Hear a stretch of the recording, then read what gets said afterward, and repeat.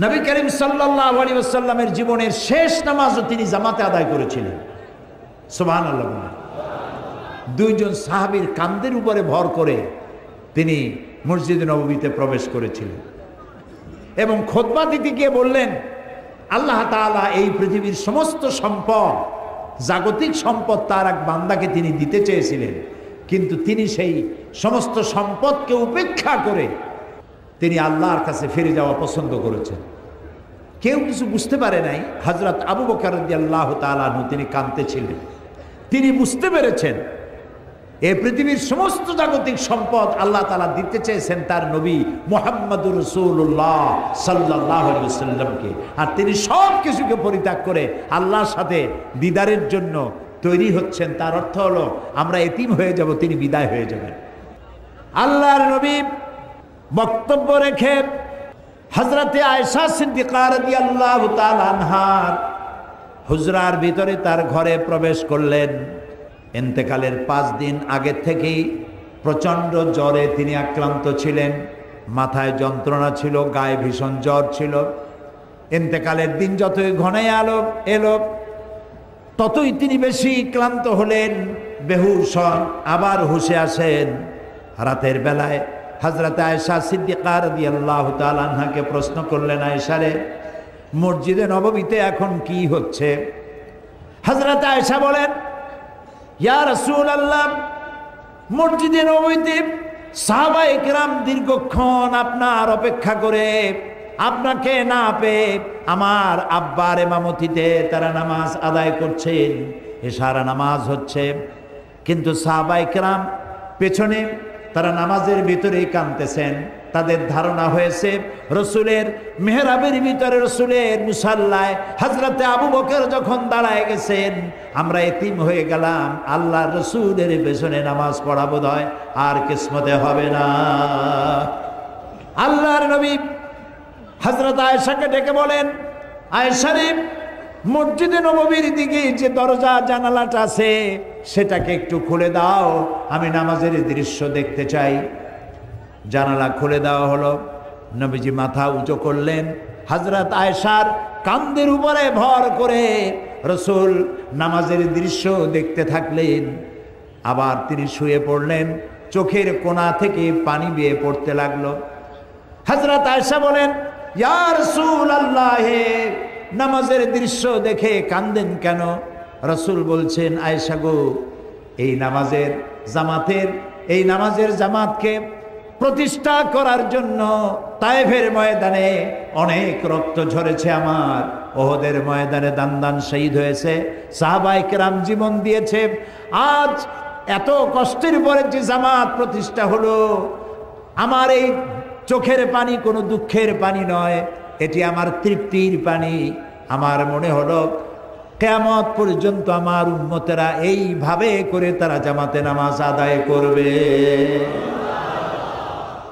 নবীজি আবার বেহুশ হয়ে পড়লেন। আজ আর সাহাবীরা একজনও মসজিদে নববী থেকে কেউ বাড়ি যায় নাই। মসজিদে নববীর ভিতরে বসে তারা কাঁদছেন, না জানি কখন আল্লাহর নবী বিদায় হন।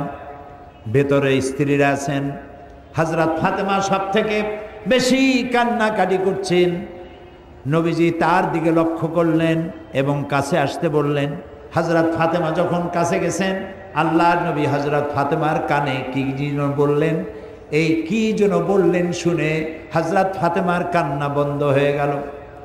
হযরতে আয়েশা হযরত ফাতেমাকে ডেকে জিজ্ঞেস করলেন, ফাতেমা গো, আল্লাহর নবী তোমার কানে কি বললেন আর তোমার কান্না বন্ধ হয়ে গেল? হযরত ফাতেমা বলেন, মা, আমার আব্বা জান আমার কানে কানে বললেন, ফাতেমা তুমি কেঁদো না, তোমার কান্না আমার বরদাস্ত হয় না। আমি তোমাকে সুসংবাদ শোনাতে চাই, আমি দুনিয়া থেকে বিদায় হওয়ার পর সকলের আগে তোমার সাথে আমার দেখা হয়ে যাবে। এর দ্বারা হযরত ফাতেমা বুঝতে পেরেছেন রসুল ইন্তেকালের পরে সকলের আগে হযরত ফাতেমার ইন্তেকাল হবে আর রসুলের সঙ্গে দিদার নসিব হবে। ফজর হয়ে এলো, নবীজি বেহুশ অবস্থায় পড়ে আছেন। হযরত জিবরিল আলাইহিস সালাম রাসূলের হুজরার ভিতরে প্রবেশ করে আল্লাহ নবীকে সালাম দিয়েছেন, আসসালামু আলাইকা ইয়া রাসূলুল্লাহ, হে আল্লাহর রাসূল, আল্লাহ পাক আপনাকে সালাম জানিয়েছেন আর জানতে চেয়েছেন আপনি কেমন আছেন। যদিও আল্লাহ সবই জানেন, আপনার মুখ থেকে জানতে চেয়েছেন আপনি কেমন আছেন। আল্লাহ নবী বলেন, জিবরাইল বড়ই কষ্টে আছি। হযরতে জিবরাইল বলেন, ইয়া রাসূলুল্লাহ, আল্লাহ রাব্বুল আলামিনের পক্ষ থেকে আজ এক নতুন ফেরেশতা আমি সাথে করে নিয়ে এসেছি, যেই ফেরেশতা পৃথিবীর কোনো মানুষের কাছে যাওয়ার জন্য আসার জন্য অনুমতি চায় না, আজ আপনার খেদমতে আপনার কাছে আসার জন্য অনুমতি চায়। এই যে আমার পেছনে দাঁড়ানো, তার নাম মালাকুল মউত। হযরতে মালাকুল মউত রাসূলকে সালাম পেশ করে বলছেন, ইয়া রাসূলুল্লাহ, আল্লাহ রাব্বুল আলামিন তিনি আমাকে পাঠিয়েছেন আপনার জান কবজের জন্যে। আমি এই পৃথিবীতে কারো জান কবজের জন্য অনুমতি চাই নাই, আপনার কাছে অনুমতি চাওয়ার জন্য আমাকে বলা হয়েছে। নবীজি বললেন, মালাকুল মউত, আমি যদি অনুমতি না দেই? মালাকুল মউত বলছেন, ইয়া রাসূলুল্লাহ, হে অনুমতি যদি না পাই আমাকে ফেরত যেতে বলা হয়েছে। হযরতে জিবরাইল বলেন, ইয়া রাসূলুল্লাহ, হে আল্লাহ রাব্বুল আলামিন আপনার দিদারের ইন্তজার করতেছেন। আল্লাহ নবী হযরতে মালাকুল মউতকে অনুমতি দিলেন, জান কবজ শুরু হয়ে গেল। নবীজি বললেন, জীবনের শেষ কথা মুখ থেকে বেরোলো, আসসালাত আসসালাত ওয়া মা মালাকাত আইমানুকুম। আমার উম্মতেরা, জীবনের শেষ কথা তোমাদের জন্য রেখে গেলাম, নামাজ নামাজ নামাজ ছেড়ে দিও না। আল্লাহর নবী দুনিয়া থেকে চির জনমের মতো বিদায়ের সময় মেয়ের কথা বললেন না, নাতির কথা বললেন না, জামাইয়ের কথা বললেন না, স্ত্রীর কথা বললেন না, কারো কথা বললেন না। দুটি কথা বলেছেন, ও আমার উম্মতেরা, নামাজ নামাজ, সালাত সালাত। আর তোমাদের অধীনস্থ যারা কাজ করে খায়, কষ্ট করে, তাদের প্রতি তোমরা নির্যাতন করবে না, জুলুম করবে না, তাদের প্রতি ইনসাফ করবে, আর তোমরা নামাজ সঠিকভাবে আদায় করবে। যেই নবী ইন্তেকালের সময় জীবনের শেষ কথা নামাজ নামাজ বলে দুনিয়া থেকে বিদায় হয়ে গেলেন, সেই নবীর উম্মত দাবি করে আমরা নামাজ আদায় করি না। বিশ্বকবি আল্লামা ইকবাল বলেছেন, মসজিদ মে মরসিয়া খায়ে কে নামাজি না রহি, याने वो साहिबे औसाफे हिजाजी न रही। মসজিদ আজ চিল্লাচ্ছে, মসজিদ আজ কাঁদছে, কই সেই মুসল্লি? বেলালের মতো, আম্মারের মতো, খাব্বাবের মতো, খুবাইবের মতো, আলীর মতো, ওমরের মতো মুসল্লিরা আজ কই? সেই মুসল্লি তো নাই। মসজিদ আছে, সে মুসল্লি নাই। প্রিয় ভাই সব, আজ যারা আমার সামনে বসে আছেন, আমি কি দাবি করতে পারি আজকের এই বিশাল জনসমুদ্র সিলেট শহরে মাঠ ঘাট রাস্তা সব বন্ধ হয়ে গেছে, কোরআন প্রেমিক কোরআন পাগলে ভরে গিয়েছে সিলেট? আমি কি দাবি করতে পারি যে আপনারা যারা নামাজ পড়েন না, অথবা যারা পড়েন অনিয়মিত, যে রাসূল কিয়ামতে পরিচয় না দিলে সুপারিশ না করলে জান্নাতে যাইতে পারবো না, সেই রাসূলের দাবি তিনি নামাজ পড়ার জন্য বলেছেন, আল্লাহ 82 বার বলেছেন, এই নামাজ জীবনেও ছাড়বো না, এই ওয়াদাকে আজকের মাঠে আমরা কি করতে পারি? তাহলে দুহাত উঁচু করুন, বলেন, ইয়া আল্লাহ, তোমার পবিত্র নামে কোরআনের মাহফিলে শপথ করি, কসম করি, যতদিন পর্যন্ত মালাকুল মউত আমার মাথার কাছে না আসতেছে, ততদিন পর্যন্ত ফরজ নামাজ, ফরজ রোজা আর ছেড়ে দেব না, আর ছেড়ে দেব না, আর ছেড়ে দেব না। এবার চিল্লায় বলেন, ইয়া আল্লাহ। আজকের এই শপথ, আমার আজকের এই ওয়াদা, আমার আজকের এই কসম আমার মৃত্যু পর্যন্ত আমাকে পালন করার তৌফিক দাও। আমিন আমিন আমিন ইয়া রাব্বাল আলামিন। দুই পাহাড়ের মাঝখানে যে সমতল জায়গা থাকে সেটাকে ওয়াদি বলে আরবিতে, বাংলায় বলে উপত্যকা। এখানে যখন মুসা আলাইহিস সালাম গিয়েছিলেন তখন আল্লাহ তাআলা বলেছিলেন, ইয়া মুসা ফাখলানা আলাইক ইন্নাকা বিল ওয়াদিল মুকদ্দাসি তুয়া, জুতা খোলো, এটা পবিত্র উপত্যকা। মুসা আলাইহিস সালাম জুতা খুলেছিলেন। আমরাও যখন নেমেছিলাম গাড়ি থেকে অনেক আগের থেকে জুতো খুলে ফেলেছি ভয়তে। আল্লাহ মুসা আলাইহিস সালামের জুতো খুলতে বলছেন। যেই জায়গায় এটা নাজিল হয়েছিল আয়াত, যেখানে আল্লাহর নূর পড়েছিল, সেখানে একটি গাছ আছে। ওরা বলে যে এখনো ওই সেই গাছটাই। ওখানে দেখলাম খ্রিস্টানরা যায়, ইহুদিরা যায়, মুসলমানেরা যায়, অনেক চিঠি গাছের পাতায় পাতায় ঝুলানো। জিজ্ঞেস করলাম এগুলি কি? বলল যে লোকেরা আল্লাহর কাছে চিঠি লিখে থুয়ে গেছে। মুসা আলাইহিস সালামের কাছে সর্বপ্রথম যে ওহিটা নাজিল হলো সে ওহিটা কি ছিল? আল্লাহ রাব্বুল আলামিন হযরতে মুসা আলাইহিস সালামের কাছে প্রথম যে ওহিটি নাজিল করলেন তা ছিল ইন্নানি আনাল্লাহ লা ইলাহা ইল্লা আনা ফা'বুদনি ওয়া আকিমিস সালাতা লিযিকরি। ইন্নানি আনাল্লাহ, নিশ্চয়ই আমি আল্লাহ। সুবহানাল্লাহ। মুসা আলাইহিস সালাম আগুন দেখছিলেন এবং ওই যে মাদায়েন থেকে আসছেন, সাথে বউ আছে, বাচ্চা আছে, পথ হারায় ফেলেছেন, অন্ধকার, দেখছেন দূরে আলো, তো মনে করেছেন ওটা আগুন। তিনি বলেছিলেন যে তোমরা অপেক্ষা করো, আমি ওখানে যাই, যাই দেখি ওখান থেকে আগুন আনতে পারে নাকি, অথবা এই আলোর দিয়ে আমি কোনো পথও পেয়ে যেতে পারি অন্ধকারের মধ্যে। ফালাম্মা তাহা, যখন তিনি ও কাছে গেলেন, নুদিয়া ইয়া মুসা, ওখান থেকে আওয়াজ এলো ইন্নী আনা রাব্বুক ফাখলানা আলাইক। ও মুসা, এটা আগুন টাগুন কিছু না, আমি তোমার রব, জুতা খুলেই ময়দানে আসো, আমি তোমার আল্লাহ। সুবহানাল্লাহ। মুসা আলাইহিস সালামকে আল্লাহ তাআলা বললেন, নিশ্চয়ই আমি আল্লাহ, আমি ছাড়া কোনো ইলাহা নাই, আমি ছাড়া কোনো আইনদাতা নাই, বিধানদাতা নাই। ফা'বুদনি, অতএব আমার ইবাদত করো। ওয়া আকিমিস সালাতা লিযিকরি, আর আমাকে স্মরণ করার উদ্দেশ্যে নামাজ কায়েম করো। এই নামাজ আদায় করা মুসলমানদের জন্য অবশ্য পালনীয় কর্তব্য। নামাজ হচ্ছে ঈমান থাকা এবং না থাকার প্রমাণ। আল্লাহ তাআলা বলছেন, ফালা সাদ্দাকা ওয়ালা সাল্লা ওয়ালাকিন কাযযাবা ওয়া তাওয়াল্লা।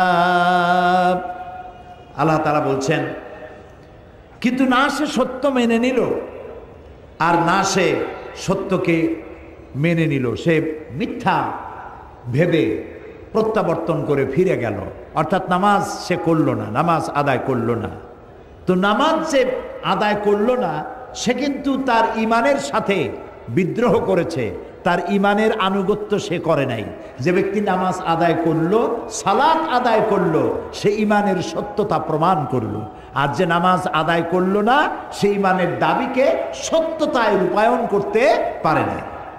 জাহান্নামে যাওয়ার যতগুলি কারণ আছে, কিয়ামতের দুটি জিনিস আছে, একটা হলো জান্নাত আর একটা, বলেন ভাই, জাহান্নামে যাওয়ার যত কারণ তার মধ্যে অন্যতম কারণ হচ্ছে নামাজ আদায় না করা। আল্লাহ তাআলা বলছেন, ইয়াতাসাআলুনা আনিল মুজরিমিন মা সালাকাকুম ফি সাকার। জাহান্নামীদেরকে প্রশ্ন করা হবে, কেন জাহান্নামে এসেছো, কি অপরাধ করেছো, কোন কারণে জাহান্নামে এলে? ক্বালু লাম নাকু মিনাল মুসাল্লিন ওয়া লাম নাকু নুতঈমুল মিসকিন।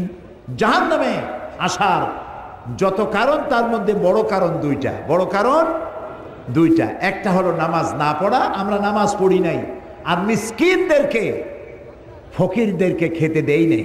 যারা মিসকিনদেরকে খেতে দেয় না, নামাজ আদায় করে না, জাহান্নামের যত কারণ আছে তার মধ্যে এটিও একটি কারণ। জীবনকে সফল করার জন্য নামাজ হচ্ছে সবথেকে বড় দায়িত্ব। আর ইসলামে ক্ষমতা গ্রহণ করার জন্য মূল উদ্দেশ্য হচ্ছে নামাজ কায়েম করা। ইসলামে ক্ষমতা গ্রহণ করার জন্য মূল উদ্দেশ্য কি? নামাজ কায়েম করা। সূরা হজ, আল্লাযীনা ইম্মাক্কান্নাহুম ফিল আরদ আকামুস সালাত ওয়া আতাউজ যাকাত ওয়া আমারু বিল মারুফি ওয়া নাহাউ আনিল মুনকার ওয়ালিল্লাহি আকিবাতুল উমুর। আল্লাহ রাব্বুল আলামিন বলেন, আমি যদি মুমিনদেরকে ক্ষমতা দেই তাহলে তারা 4 দফা কাজ করবে। কয় দফা বলেন? 4 দফা কাজ করবে। 1 নম্বর কাজ, তারা ক্ষমতায় গিয়ে সর্বপ্রথম ক্ষমতা গ্রহণ করে নামাজ বাধ্যতামূলক করে দেবে। সুবহানাল্লাহ। সরকার যদি ইসলামী হয়, মুসলমানরা যদি ক্ষমতায় যায়, কে বলতেছেন বলেন? মোমেন বান্দারা যদি ক্ষমতায় যায় তাহলে প্রথম কাজ হবে তাদের নামাজকে প্রতিষ্ঠা করবে। সুবহানাল্লাহ বলেন। দেখেন, আল্লাহ 4টে কথা বলেছেন এখানে। এই 4 দফার মধ্যে প্রথম দফা হলো নামাজ। নামাজটা 1 নম্বরে কেন? কারণ হলো নামাজ প্রতিষ্ঠা হলেই বহু সমস্যার সমাধান হয়ে যাবে। কিভাবে হবে? আমি 2-1টা প্রমাণ দেই। যেমন ধরুন, পুলিশের অফিস, এসপি, সিলেট শহরে নিশ্চয়ই একজন পুলিশ কমিশনার আছেন, বিভাগীয় কমিশনার, নিশ্চয়ই একজন পুলিশ সুপারিনটেন্ডেন্ট আছেন, এবং বাংলাদেশের সমস্ত পুলিশের হেড যিনি ইন্সপেক্টর জেনারেল অফ পুলিশ, তারও একটা অফিস আছে, আছে না?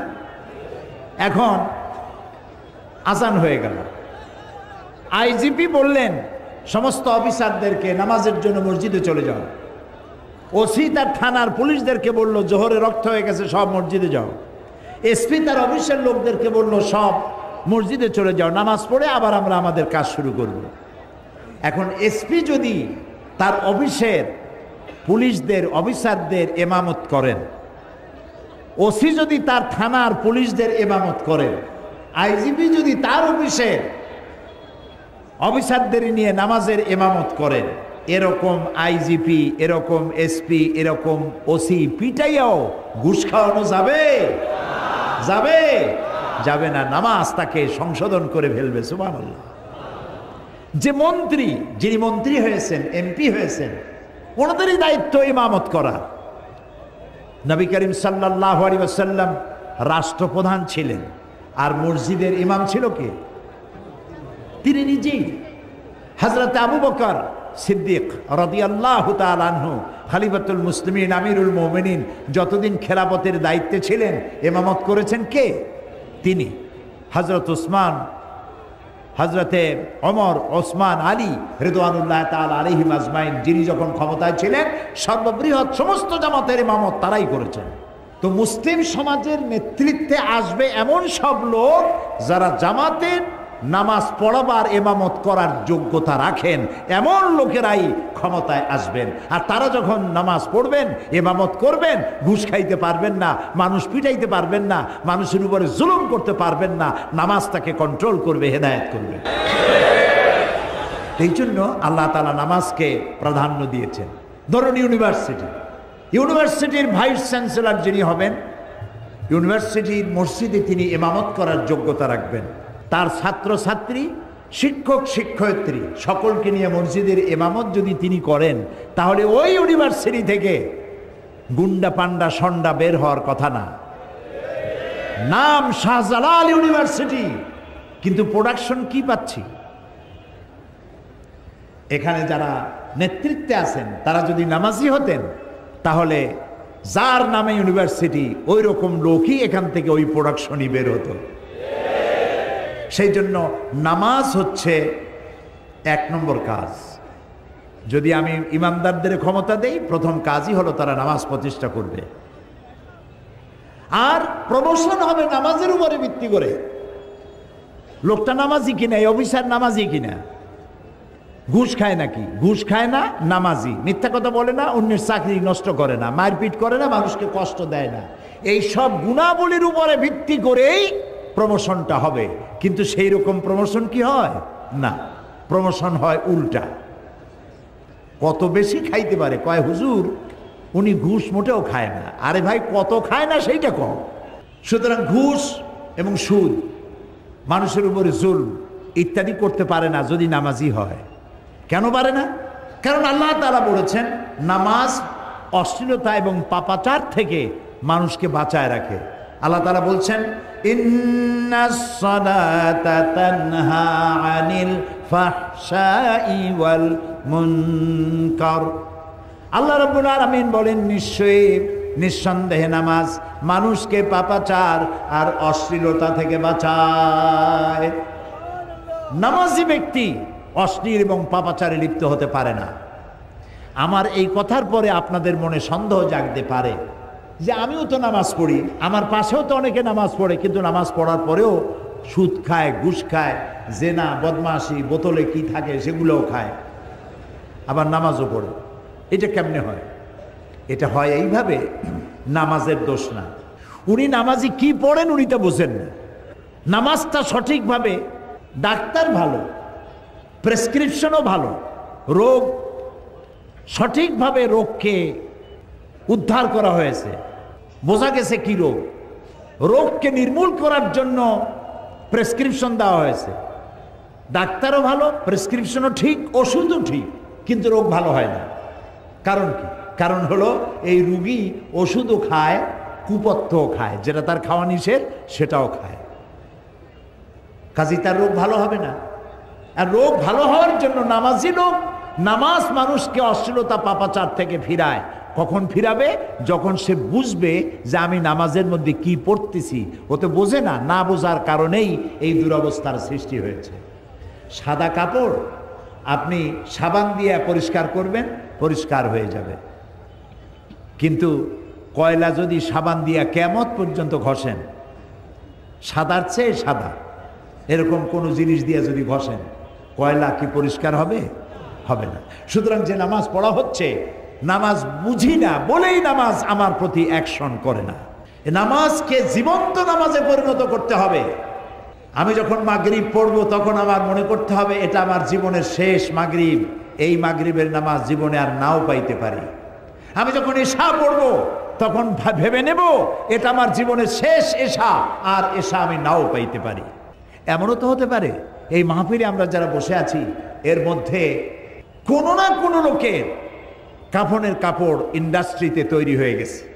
সে ব্যক্তি আমিও হতে পারি, সে ব্যক্তি আপনাদের মধ্যেও কেউ হতে পারে। সেই জন্য নামাজটা যদি আমি মনে করি যেটা আমার জীবনের শেষ নামাজ, তাহলে ওই নামাজ আপনাকে অশ্লীলতা এবং পাপাচার থেকে ফিরাতে পারবে। নামাজে আপনি কি বলছেন আপনাকে বুঝতে হবে। শুরুই করছেন আল্লাহু আকবার দিয়ে। আল্লাহু আকবার কি দিয়ে শুরু করছেন? আল্লাহু আকবার। আমার জীবনের সব জায়গায় আল্লাহু আকবার। দুনিয়ায় যখন প্রথম এলাম তখন আমি আমার কানে কি শুনেছি? এরকম আসতে বললেন, আর একটু জোর করা যায় না? আর একটু, আরো একটু। এটাই প্রথম শুনেছি। আজানের প্রথম শব্দ কি? ইকামতের প্রথম শব্দ কি? নামাজের প্রথম শব্দ কি?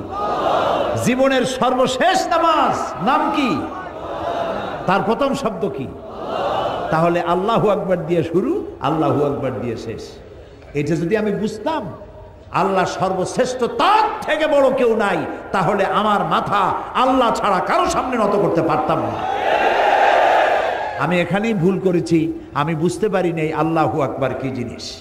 সানার অর্থ কি তাও জানি না, সানা না সন্দেশ তাও বুঝি না। সুবহানা রাব্বিয়াল আলা, সুবহানা রাব্বিয়াল আযীম অর্থ কি জানি না। সামি আল্লাহু লিমান হামিদা, এটা কি নতুন শুনলেন না সারা জীবন শুনেছেন? অর্থ কি জানি না। তাশাহুদের অর্থ কি জানি না। দোয়া কুনুতের অর্থ কি জানি না। সূরা ফাতিহার অর্থ কি জানি না। কিছুই জানি না, খালি সেজদা দিয়ে চলে আসি। এ নামাজ আমাকে কেমনে অশ্লীলতার পাপাচার থেকে ফিরাবে? প্রিয় ভাই সব, শুধু যদি দোয়া কুনুতটা জানতাম অর্থ কি, তাও আমি সংশোধন হতে পারতাম। দোয়া কুনুতের মধ্যে কি বলছি, একটা কথা শোনাই, একটা শব্দ। দোয়া কুনুতের মধ্যে আমরা বলি, দোয়া কুনুত কোন নামাজে পড়ে? ইসলামী ব্যাংকে একবার লোক নেওয়া হচ্ছিল, সব MA, AA, ইকোনমিক্সে, ইংলিশে, অ্যাকাউন্টেন্সিতে মাস্টার্স ডিগ্রি হোল্ডার। ইন্টারভিউতে জিজ্ঞেস করা হচ্ছে, দোয়া কুনুত জানো? জানি। দোয়া কুনুত পড়ে কোন নামাজে? কয় জানাজার নামাজে। দেখছেন অবস্থা? তো দোয়া কুনুতটাও জানে না। এই দোয়া কুনুতের মধ্যে আপনি আমি বলি অনাত্তরুকু মাইয়া ফুজুরুকা, আছে না একটা কথা, অনাত্তরুকু মাইয়া ফুজুরুকা। অর্থ কি? অর্থ হচ্ছে, আয় আল্লাহ, যে সমস্ত মানুষগুলি তোমার সাথে প্রকাশ্য গুনাহ করে, তোমার দ্বীনের সাথে বিরোধিতা করে, তোমার দ্বীনের সাথে শত্রুতা করে, যারা প্রকাশ্য নাফরমানি করে, অনাত্তরুকু, তার সাথে আমার সমস্ত সম্পর্ককে আমি ছিন্ন করে ফেললাম। এই কথাটা বলতেছেন কিসের মধ্যে? নামাজের মধ্যে। আর নামাজের সালাম ফিরাইয়াই সেই সব লোকের সাথেই ভালোবাসা, ওঠা বসা, মহব্বত, যারা আল্লাহর সাথে প্রকাশ্য দুশ্মনী করছে, আলেমদের সাথে দুশ্মনী করছে, মাদ্রাসার সাথে দুশ্মনী করছে, ইসলামের সাথে দুশ্মনী করছে, আল্লাহ রসুল আর কোরআন হাদিসের সাথে যারা দুশ্মনী করছে। তাহলে এই নামাজ আমাকে কি করে অশ্লীলতা থেকে বাঁচাবে, যেহেতু আমি নামাজ বুঝি না? কিয়ামতের দিন বেনামাজিদের কঠিন অবস্থা হয়ে যাবে। আল্লাহ তাআলা বলছেন, ইয়াউমা ইউকশাফু আন সাকিন ওয়া ইউদআউনা ইলাস সুজুদি ফালা ইস্তাতিউন। কিয়ামতের দিন আল্লাহর সামনে যখন সবাই উপস্থিত হয়ে যাবে, লোকদেরকে সেজদা দেওয়ার জন্য আল্লাহ তাআলা নির্দেশ করবেন, সবাই আমার সামনে সেজদা দাও। যারা দুনিয়ায় যারা সেজদা দেয় নাই, আল্লাহর সামনে তারা সেজদা দিতে পারবে না। নাউযু বিল্লাহি মিন যালিক, বলেন নাউযু বিল্লাহি মিন যালিক। খাশিআতান আবসারুহুম তারহাকুহুম যিল্লাহ, তাদের দৃষ্টি নিচু হবে, লাঞ্ছনা এবং অপমান তাদেরকে চেপে বসবে। তার প্রমাণিত হবে এই লোকগুলিকে এই লোকগুলি আল্লাহকে সেজদা দেয় নাই। সুতরাং এখানে সেজদা দেওয়ার অভ্যাস করুন। মুসলমানদের মধ্যে দুইটা শ্রেণী আছে। মুসলমানদের মধ্যে কয়টা শ্রেণী? একটা হলো মুমিন, আর একটা হলো কত দেখি বুদ্ধি করে, হ্যাঁ ওই জায়গাতে একজন কইছে, জি জি, যিনি আগে বলছেন নাম্বার সপ্তাহ, আপনারা আগে কইতে পারলেন না কেন? মুসলমানদের মধ্যে দুইটা ভাগ, একটা হলো মুমিন আর একটা হলো মুনাফিক। মুনাফিক চেনা যায় না, দাড়ি আছে, টুপি আছে, লম্বা জামা আছে, চেনার উপায় নেই। রাসূলুল্লাহ চেনেন নাই। হযরতে জিবরাইল আলাইহিস সালাম এসে বলেছেন, এই একটা মুনাফিক, ওই আর একটা মুনাফিক, ওই আর একটা মুনাফিক, চিনাই দিয়ে গেছে। সাবধানে কথাবার্তা বলবেন, এরা কিন্তু ভেতরের কথা বাইরে বলে দেয়। এই মুনাফিকগুলি তারাও নামাজ পড়ে, এদের নামাজ হলো সিজনাল। ঈদের দিনে, জুমার দিনে শৌখিন নামাজ পড়ে, একটু জামা টামা গায়ে দিয়ে আতর টাতর স্প্রে করে সামনের কাতারে গিয়ে দাঁড়ায়, শরমও করে না। ঈদের দিনেও শেরওয়ানি লাগায়া তারপরে আতর মেখে টেকে দাঁড়ায় যায় সামনের কাতারে ইমামের পেছনে। এবং যত সাফাসাফি হোক, ক্যামেরায় যাতে আসা যায়, তাতে সেজদা দিতে পারি আর না পারি, সামনের কাতারে দাঁড়ায় গিয়ে। এই যে সামনের কাতারে দাঁড়ালো, সারা মাস কিন্তু রোজা রাখে নাই, ঈদের দিন প্রথম কাতারে। যতই প্রথম কাতারে দাঁড়াক, মনের মধ্যে একটা চোর চোর ভাব থাকেই যায় যে এই প্রথম কাতার আমার জন্য না, আমি জোর করে এসে দাঁড়াইছি। মুনাফিকদের নামাজ কেমন? আল্লাহ তাআলা কোরআন শরীফে বলছেন, ওয়াইদা কামু ইলাস সালাতি কামু কুসালা। মুনাফিকরা যখন নামাজে দাঁড়ায়, তখন কাহিলি, চুস্তি, শৈথিল্য সহকারে দাঁড়ায়। নামাজের মধ্যে দাঁড়ায়, এখানে চুলকায়, ওখানে চুলকায়, এদিকে তাকায়, ওদিকে তাকায়, মাথার টুপিটা একটু সাইজ করে। এরপরে যদি দেখে ইমাম তার শাহুদ পড়তেছে, সময় বেশি হয়ে গেছে, পিছন থেকে সিগন্যাল মারে। সিলেটে মসজিদ এরকম করে না? করে করে। এই যে পিছন থেকে আপনি সিগন্যাল মারলেন, আপনি অন্যায় করেছেন। ইমামকে ডিকটেট করার কোনো অধিকার আপনার নাই। আপনার তাশাহুদ পড়া হয়ে গেছে, চুপ করে বসে থাকুন। আপনি ইমামকে সতর্ক করছেন কেন? তো নামাজের মধ্যে এই কাহিলি, চুস্তি এবং শৈথিল্য, এটি হলো মুনাফিকদের লক্ষণ। ইউরাউনান নাসা ওয়া লা ইয়াযকুরুনাল্লাহা ইল্লা কালিলা। এরা নামাজ পড়ে মানুষকে দেখাবার জন্য। নির্বাচন আসছে, তখন খুব নামাজ। এদেশের বেশিরভাগ মানুষ তো মুসলমান, তাদেরকে ধান্দা লাগাবার জন্য টুপি একটা লাগবেই। তারপরে সুবহানাল্লাহ, একেবারে সালামের জ্বালা, আসসালামু আলাইকুম, আসসালামু আলাইকুম,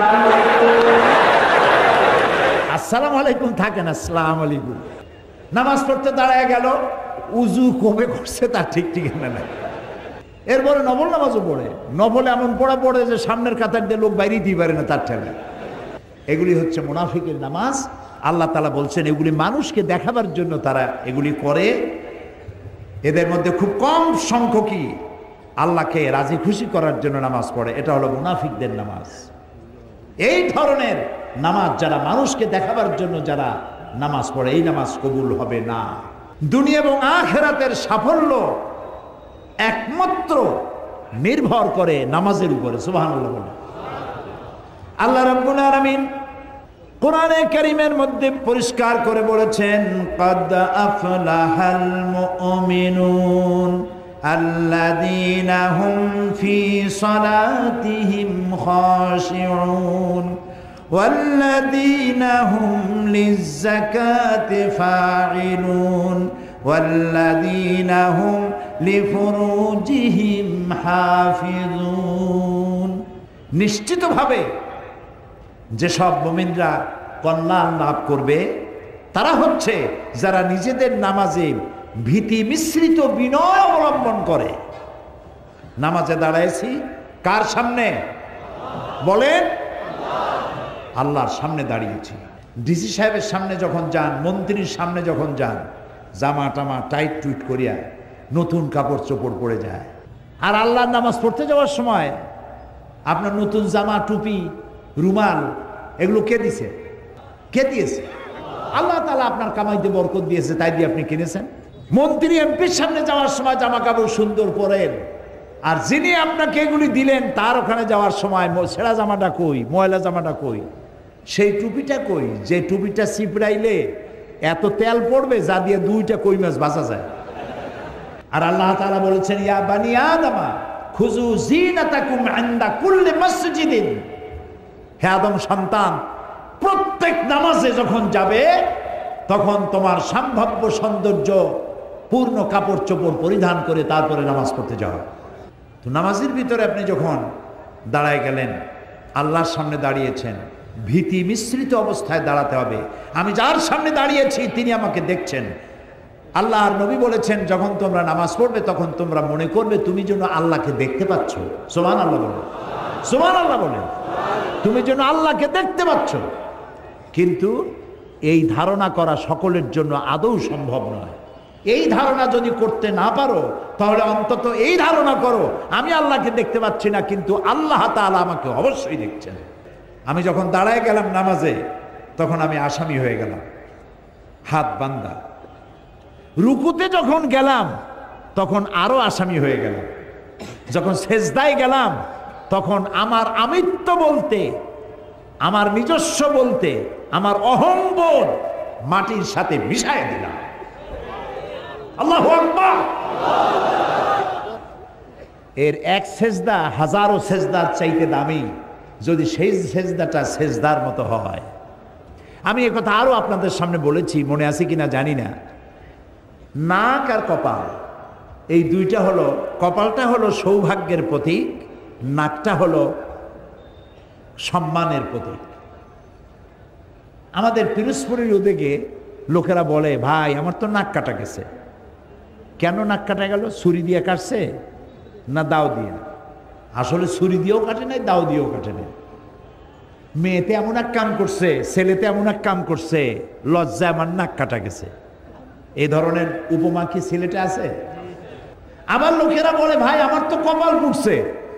কিসে পুড়লো? বিদ্যুতের আগুনে না চুলার আগুনে? এটা বলে ব্যবসায় যে পুঁজি খাটাইছিলাম, আমও গেছে, সালাও গেছে, লাভ করতে পারিনি, আমার কপাল পুড়ছে। বলেন এরকম কথা? তাহলে কপালটা হলো ভাগ্যের প্রতীক, আর নাকটা হলো বলেন ইজ্জতের প্রতীক। আমরা যদি আমাদের ভাগ্য খুলতে চাই, সৌভাগ্য যদি আনতে চাই, আমার কপাল যদি খুলতে চাই, আর আমার মর্যাদা যদি বাড়াতে চাই, তাহলে দৈনিক 5 বার নাক আর কপাল দিয়ে মাটির উপরে আল্লাহকে সেজদা দেন। আল্লাহকে সেজদা দিবেন, আপনার মর্যাদা বাড়বে, ভাগ্য আল্লাহ তাআলা খুলে দিবে।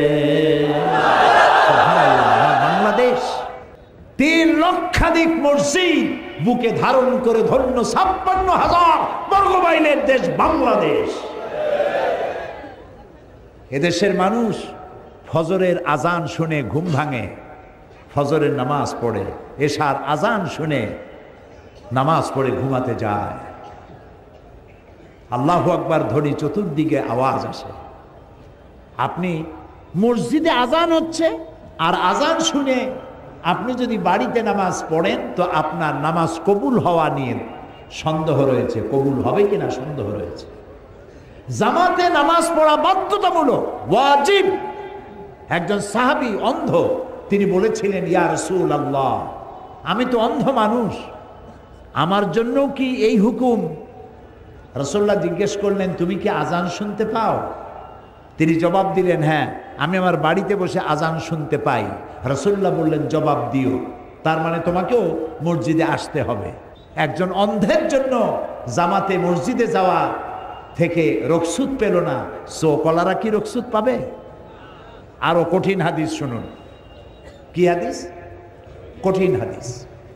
নবী করিম সাল্লাল্লাহু আলাইহি ওয়াসাল্লাম বলেছেন, মসজিদে আজান হয়েছে, আজান শোনার পর যে ব্যক্তি বাড়িতে বসে নামাজ আদায় করে, ওই বাড়িতে যদি নারী আর শিশু না থাকতো, আমি হুকুম করতাম আগুন দিয়ে জ্বালায় দাও। বাড়ির মহব্বতেই তো বাড়িতে নামাজ পড়তেছ, মসজিদে আসো, জামাতে নামাজ আদায় করো, মুসল্লিদের সাথে মহব্বত পয়দা হবে, আর জামাতে নামাজ পড়ার মজাই আলাদা। সুবহানাল্লাহ। পড়ে দেখেন, অভ্যাস করেন, অভ্যাস করেন। বাড়ির পাশের মসজিদে যাবেন, আর ফজরের নামাজের পর আপনি যখন ফজরের নামাজের আজান হবে, আপনি উজু করে বেরিয়ে মহল্লা দিয়ে যখন মসজিদের দিকে যাবেন, আসসালাত আসসালাত, ও ভাই নামাজের আজান হয়ে গেছে, ওঠো ভাই ওঠো, কে ঘুমায় আছে ওঠো, নামাজের জন্য চলো। সাহাবায়ে কেরাম এভাবে ডাকতে ডাকতে যাইতেন মসজিদের দিকে। এরকম করতেন না যেমন আমাদের দেশে কোনো কোনো এলাকায় মসজিদে আজান দেওয়ার পর বলে, আর মাত্র জামাতের 5 মিনিট বাকি আছে। এখানে এরকম হয় নাকি? আল্লাহ মাফ করুক, বলেন আমি। বিদআত।